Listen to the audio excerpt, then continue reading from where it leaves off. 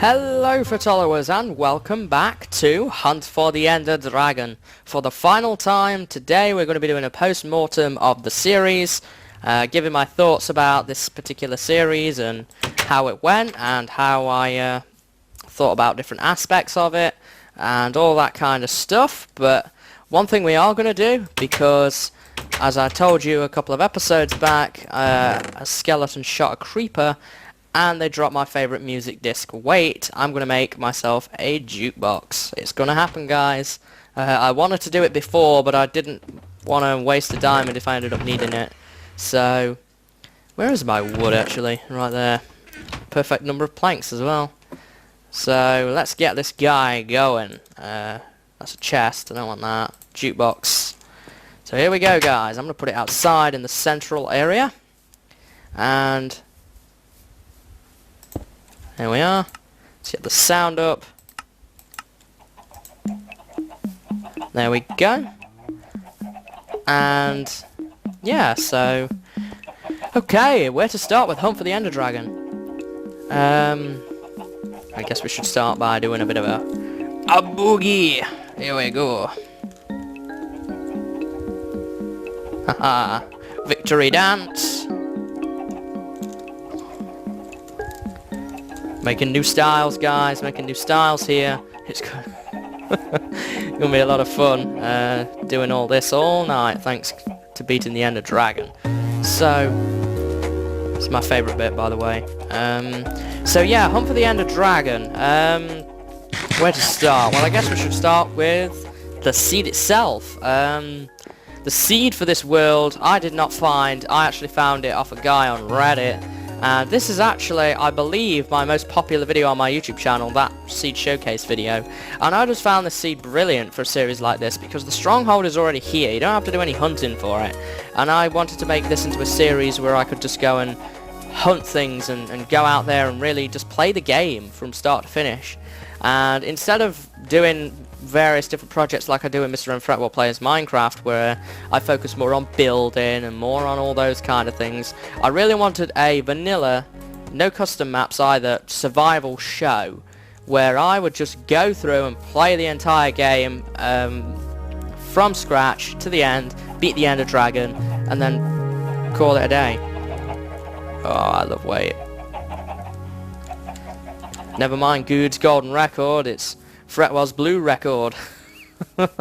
So yeah, this seed, I will try and dig out the link to the Reddit post for this seed. It does still work in 1.6, the latest versions. It does still work, though things are going to be a bit different now. I think that there might be some horses around here, if you wanted to get one of those, and the loot obviously down here will be different to accommodate for the changes in loot, with the enchanted books now being more readily available, and the horse armor and that kind of stuff.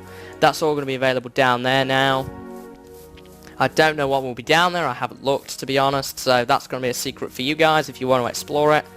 But yeah, I really liked the seed. It had the mine shaft, it had the stronghold, and it also had readily accessible diamonds. Now, what that really was appealing to me was I didn't have to go meticulously digging for them, and there may well be diamonds hidden in the mine shaft and stuff like that, but it just takes too long and it's just the same old, oh, I'm gonna go through a mine shaft and try and find diamonds again. It was just readily available, so it was just like I could jump down there, get what I needed to pretty quickly and get going, and that was really what happened, to be honest. I spent the first couple of episodes kind of just preparing, and I built the cave base. This was the first base that we had, mostly destroyed by creepers now, but this was the cave base that we started out with. Had a little farm, furnaces, and later the enchanter came. All this junk was not here. The infinite spring was, and that chest was there. I think it had some tools and stuff in it, and I built this because this was a readily accessible cave with easy access to the ravine, which was just convenient for me, I guess. This stuff got added later, the enchanter when I got diamonds and obsidian and stuff like that, but this functioned as a great first base, just while I got myself established and I could hide out underground here. I got my bed going, and it really just did serve that early purpose, which I really needed, and I didn't have any wood to build something like this, which I'll get to in a minute, but it did the job, basically, and I really liked that. It just gave me easy access, I could get things done, and yeah, I think I moved out of this base after I went to the nether. I built the nether portal first. I got my animal farm set up, and that was hilarious with the chicken run, trying to get these guys. I set up a small basic farm here. Never really used it, aside from breeding for XP. But I got all that stuff going, and then I decided, right, I needed the stuff from the nether. I did have a diamond pick, and boy did we have a time in the nether, didn't we? Nearly ended up dying in the nether to a wither skeleton and blazers shooting at me. That was, for me, the toughest part of this series, the nether, without a doubt. The nether fortresses, that was harder for me than the actual end realm, honestly. Trying to keep on guard with the skeletons, blazers, magma cubes. It was just so intense. You've got gas shooting at you. You've got to be careful where you put your sword because you might upset a pigman. It really is tense in the nether, but I kind of like that. It gave me a real challenge that I'd not experienced in vanilla for a long while, which was quite great, to be honest, because more than anything in my own offline survival worlds, I'm a bit of a tunnel rat, to be honest. I tunnel rat until I've got the point where I have enough diamonds to be confident that I can take on a fortress, basically, with just blitzing it, rather than actually having semi-decent gear, but kind of looking over your shoulder as to whether you are going to be okay or not. And that's what this series kind of presented me with. It presented me with new challenges that I haven't done before, both in vanilla survival, offline, and also in MrMFretwell Plays Minecraft, my tutorials and that kind of thing. And also, this was my series that I used to kind of chill and enjoy the game without all the stresses of having to think about how to build something in MrMFretwell Plays Minecraft, which is enjoyable, don't get me wrong. It's just that sometimes you want that relaxation time where you've just got one simple objective, and it's just nice to go and achieve that and spend some time recording this series. Having said that, this series did suffer a bit of kind of a broken up period. It was 3 weeks or so between episodes 3 and 4, I think, and I didn't go off it, I just ran out of time, and it knocked my enthusiasm for a little bit. I did get back to it, but I kind of didn't know where I was at, really, and it kind of sort of faded into memory, and all of a sudden you're back on this series trying to record it again, and I didn't have the same motivation for a little bit, but that came back in time as I recorded it, so I really enjoyed the series overall, obviously, otherwise I would have stopped doing it, but yeah, that was something which I wish that if I was to do this series again didn't happen. Things like Redstone Week happened, and I put Redstone tutorials out for a week, which in hindsight I probably wouldn't have done again, and I'll talk about that separately. But I wish I'd have kind of stuck to just uploading different videos every day, and actually uploaded this series during that week instead. But having said that, what's happened's happened, and I kind of got back into it, and I've recorded fairly rapidly. I know now that not all the episodes are live yet. I believe the episode that's live at the time that this is being recorded is episode 6. So depending on how many parts I cut it up into when I actually sit down and edit this stuff, there could be maybe 16 or 17 episodes, so you won't have seen a lot of it yet at the time I'm recording this. You will have, of course, by the time you see the post-mortem, but that's something that happens to me a lot in series. I tend to get ahead of myself in recording, which I do prefer. That way, if I get ill or something and I'm not very well to record, I have footage to fall back on so that I can upload. Because when you're ill, the last thing you want to do is sit down and turn on a computer and record. I mean, it's bad enough just to edit some days, but if it's bad enough to the point where I can't feel like an edit, then I would just have to tweet out, and I just can't do it for that day. But as you guys know, I always try and get at least one video out a day, because I want you guys to remain entertained, and obviously this series has kind of struggled a little bit with that in that regard. But anyway, moving on from that, I guess we should kind of get back to my thoughts on well, we've kind of talked about the cave base, and it was a great first base and stuff like that, and we talked about the nether. I guess we should speak about the hunting shack. And the hunting shack I built because I wanted to get out of the cave. It was not always safe. I found creepers chilling around here usually, and also I wanted quicker access to the nether. I wanted to have access to sugarcane farms more easily, my other animal farms, and obviously my wheat farm, and I got nether wart eventually here and melons. So I needed quicker access, and also it was more convenient and a bit cleaner to store stuff. I was getting chests all over that base down below, and that's why I built this basement down here to kind of keep things quite organised, which I think in the end paid off, because everything here is fairly organised. We've got blocks and we've got books and quartz in there. We've got all my brewing stuff together, and I kind of ran out of room by the time I got to brewing. The anvil's a bit out of place, but I never got to move the enchanter over here. It was just too big for this basement. I would have needed to dig another floor.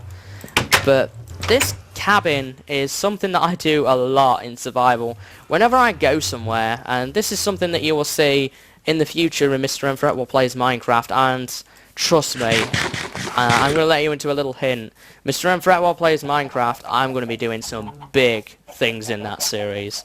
I mean some serious things, some big building projects are going to be coming down the pipe in that series, and you will always see, more often than not, this is the first thing that appears, the shack. And this is something that I picked up off a YouTuber that I really liked, as you guys know, Co. He usually built like a little worker's hut, something similar to this, just out of wooden glass and basic tools and things. And just kind of stuck things in it just for the temporary purposes. And the same's here. I needed a temporary building, well, kind of a permanent building. I didn't need to spend time building a huge structure because I was not going to need it for how much I was actually going to be here and how long I was going to stay in this series and stuff like that. And I built this hut, and I will probably build many huts throughout my different series, particularly when I go somewhere brand new, say if I travel through the nether quite far, and then come out somewhere else. I typically will build a shack next to the portal just to have a little place to kind of feel safe, to talk to you guys that I don't have down there. So at night time, if I want to talk to you guys, it's not exactly safe in there, but it is in here. And I've got all my key stuff in here: bed, ender chest, furnaces, crafting bench, and obviously a chest here. And this allows for expansion. You can expand generally downwards. I wouldn't expand off to the sides or anything, and this provided the perfect little base just to do what I needed to do for this series, and I am going to miss the hunting shack. I will probably remake this somewhere else in another series just for nostalgia purposes, I guess.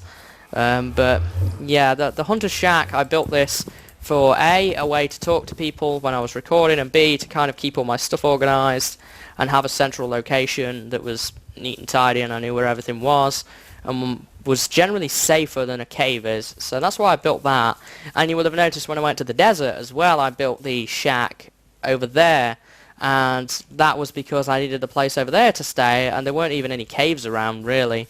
So I kind of just had to stick with the shack that I got over there as well, another quick little wooden shack which did the job while I was over there, while I was hunting Enderman. And that was kind of handy, just to have a little base where I could just go in and sleep, craft in peace and that kind of thing, without having to risk creepers blowing up. The worst that they could do was stand out here, and I obviously managed to see them first so they didn't get the jump on me, which is something that I feel is really important so that your stuff doesn't get blown up. Because that happened, I think, in this series, or maybe it was MrMFretwell Plays Minecraft. A creeper would blow up a chest and just stuff goes everywhere. And if there's another one in nearby pursuit, then you could be in real trouble. So I always like to have like just a little shack or something like that, just to try and keep it quite neat and tidy and organised and all that kind of stuff, generally. And that's why I built the shack. So I really like the shack. It's just something that I tend to do. Some people probably won't like it because it's kind of ugly, but generally this is the first thing that gets thrown up. It's just a quick base. It's not meant to look pretty or anything, and then I'll build whatever it is that I want to build after that, and the shack just kind of remains there as like a little working hut if I need to craft stuff and that kind of thing. So that's why I built that, and I think it's paid off in the end. It served its purpose well. I guess after that, I went to the desert, didn't I? And I built a hut over there. And I had to hunt Enderman for the portal frame and stuff like that. The thing that probably really, maybe, I wouldn't say annoyed, but kind of got a bit tedious was hunting the Enderman. That took a long time. I think by the time you'll see the episode, I had over an hour's worth of footage actually just on that, but I'm going to scale it down and put a soundtrack to it so that you guys can enjoy that particular thing that I made there. But it took such a long time to get all those ender pearls. I must have been at it for, in total, maybe 2 hours, if you count all the episodes, plus that little bit of time that I was hunting off camera as well, when I was going after arrows from the skeletons. That was the most tedious part of the series, and that's probably one thing which, in hindsight, I would have dug for more diamonds and had another go at getting a sword, and I probably should have had another go anyway. I did have 3 diamonds left, so I should have really had another go on the enchanter and tried to get a looting sword, which would have sped the process up a bit. I know that people who have looting 3 swords, for example, they can kill 2 or 3 endermen, and they have the amount of ender pearls required. But I didn't get that. I ended up with the smite, the fire aspect, so I didn't have that. So I decided that I just wanted to kind of use what I had and try and just keep pressing forward and not dilly-dally around and dither and waste time. And I just decided, oh well, we'll press on, we'll take it on the chin, and we'll just hunt enderman the hard way. And oh boy, do I regret that. It took time. I did die once to it due to my own carelessness as well, which I'm not too happy about. That was probably the worst death. I mean, the Enderdragon death, well, it was to a degree my fault. The ender chest getting vaporized was not, so that was kind of, I could take that one, but the carelessness and I was even in the hut doorway. I mean, it wasn't like I was out in the open. That was what really irked me about that, was the fact that I was in the doorway of the hut and I just got too greedy and tried to take too much. But thankfully all my stuff was safe anyway. But yeah, that was probably the most tedious part, and the bit I would change. I would get a looting sword next time. So with that in mind, after that we did we came back here, didn't we? And I did a bit of preparation. I think I went back to the nether, and at that point I started to do more off-camera stuff because it was getting quite boring and not as interesting. Sorry, I just had to take a sip of water there to refresh my voice. But yeah, that was the most tedious part. After that, I kind of did a lot of off-camera work to set this up, bred my animals.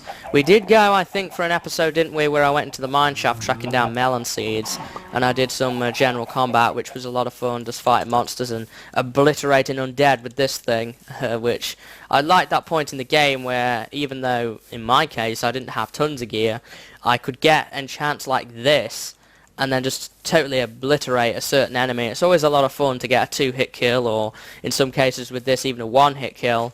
It was really nice just to do that. It relaxes you for some reason. I don't know if I'm the only one who experiences this, but I tend to get more relaxed when I have enough gear to know that I don't have to be focusing 24/7. And that's typically when I'll begin to talk more about different stuff that's going on over having to focus on the game. So I really enjoyed that aspect of it. Overall, that was probably something I really enjoyed, and doing that and going through the little caves and mine shafts and the stronghold, that was a lot of fun. After that, I think pretty much, yeah, I think that was everything, to be honest, at that point. I think pretty much everything else I did off camera. I may have done a bit of minor enderman combat and stuff like that on camera, but then it was just a case of heading to the end and getting the Eyes of Ender into the portal frame. And obviously last episode we spent a bit of time brewing up some stuff first, which probably didn't need to do, but I just wanted to kind of build up the tension and get everybody excited before we got going, which is why I did that, which was, in the end, I think it was worthwhile. So yeah, at that point obviously we had the Enderdragon fight, which, looking back on it, was a lot of fun. I really enjoyed that. Something that I don't very often do. In fact, it was my first time of doing it in vanilla survival, So that was really a lot of fun for me. It was a fun first, and I would definitely do it again.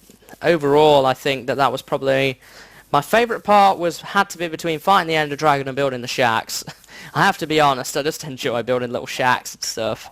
I don't know why, but that was kind of, those two things were my favourite about the series overall, and also making this jukebox and listening to Wait. But other than that, really, that was pretty much it. My general thoughts on the series were that obviously I could have improved it by making myself record it more consistently, and I would need to get a looting sword to make hunting Enderman less tedious in the future. That was what my general thoughts were on improvements. Overall, I thought my series was very good. I wouldn't give it a 10 out of 10, I'd probably give it maybe a 7, because there were certain things that needed improving, most notably the introduction and outro weren't that great. Looking back on it, I've tried to put a bit more editing effort in, but that was sort of like an early draft of me actually starting to do more editing. But yeah, that's going to be my thoughts on that. I think generally I did well, and I'm really happy that it's been an enjoyable series for myself. Not always really the opportunity to do that, and it's something that it wasn't like infuriating. I know some custom maps can be kind of infuriating. This is what Mojang intended for you to do, and I think that they've put together a very good, should I say, boss fight there, and it would be really enjoyable. I hope that if you are a prospective player, that has urged you on to buy the game and try it out for yourself, because it's a lot of fun. It really is.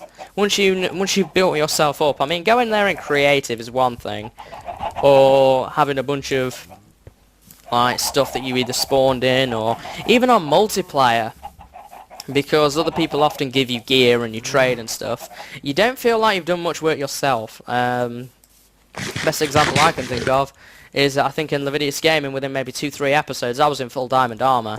You know what I mean? And it was kind of just that was it, really. I mean, I'm tanked out now. I had access to brewing fairly early because you didn't have to build another portal, it was given to you.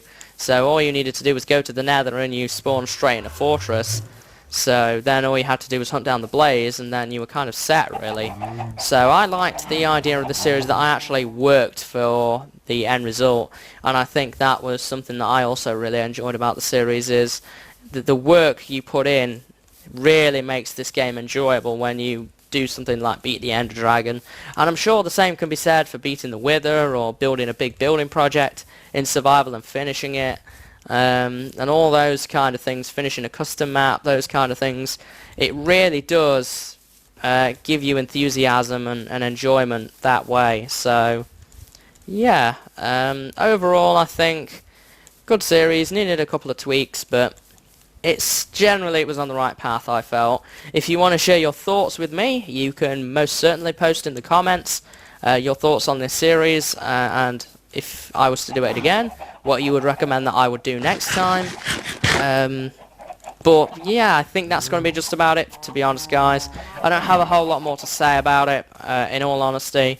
I think I've said what I needed to say. I spoke about what I did, what I thought about it when I did it, and I guess that's really the things I wanted to strike out and cover in this particular post-mortem analysis. So yeah, I couldn't really comment on what I thought about the map because it's not a map, so that's kind of something that I would do in my other post-mortems that I couldn't do today.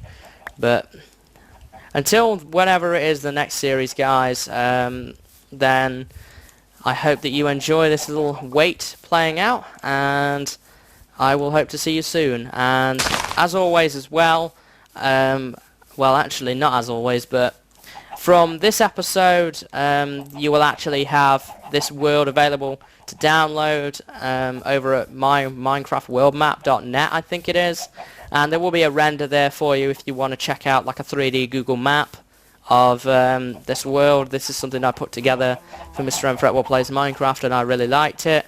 So I think I'm going to do it for this series as well. You'll be able to see the true distance that I walk between the hunting shack and the desert hut, or the desert shack, whatever you want to call it. The ender hut, whatever you want to call it, you will actually be able to see the true distance that I walked or boated on the way back, and you can see all the different landmarks that I made. You'll be able to see all of this. You won't be able to see underground very well. There is an underground viewer, but it doesn't work great, to be honest. I think it's more designed for viewing the overworld map, so you'll be able to see just how much I explored and how much I inevitably ended up doing in this series, which was quite a lot. I travelled more than I intended to do. That was probably another thing that I would not do again, is travel so far. Although going to the desert was worth it, but it wouldn't have had to have been as necessary if I had the looting sword. So, you know, it's kind of balancing out the scales, I guess, isn't it? So, yeah, I'm rambling now, guys. I'm pretty sure you're all getting bored, so I'm gonna sign off now with some weight. The sun is going down on this Minecraft world, and it's going to be the end of this series, and I think we should play out to the sunset. So just going to hold on until the sunset begins to occur, and we'll play out with some weight, and I hope to see you in the next series, or MrMFretwell Plays Minecraft, or tutorials, or whatever it is. You will actually have the pleasure of seeing me again. So I hope to see you in the next series, guys. It's been a lot of fun sharing this with you, and I hope you enjoyed it. So I guess it's time to say goodbye.